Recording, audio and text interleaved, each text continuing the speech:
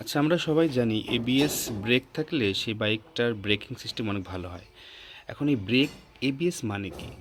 Anti lock braking system. দেখেন, normally আমরা যে ডিস্ক ব্রেকগুলো দেখি, সেই ডিস্কগুলা কি হয়? এইখানে যে আপনার ডিস্ক প্যানেল থাকে, সেটা মূলত এভাবে চাপ দিয়ে ধরে আপনাকে ডিস্কটাকে লক করে দেয়, যেন গাড়ির ব্রেকটা ভালো মতো অ্যাডজাস্ট হয়।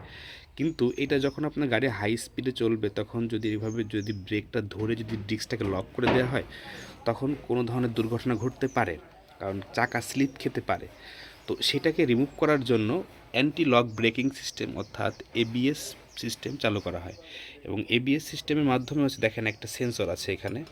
এই সেন্সরটার মাধ্যমে যেন ডিস্কটা একদম পুরোপুরি লক না হয়ে যায়, একদম পুরোপুরি ব্লক না হয়ে যায়, তখন তার হাত থেকে রক্ষা করে। অর্থাৎ ধরেন আপনার ব্রেক আপনি প্রেস করেছেন, আপনার চাকাটা একদম লক হয়ে যাচ্ছে, ঠিক তখনই এবিএস সেন্সরের মাধ্যমে চাকাটাকে একটু আপনার লুজ করে দেবে, অর্থাৎ ঢিলা করে দেবে। তখন তার মাধ্যমে আবার ব্রেকটা একটু ছেড়ে দেবে, তারপর আবার ব্রেকটা ধরবে। জাস্ট আপনাকে বুঝতে দেবে না যে চাকাটা লক হয়ে যাচ্ছে।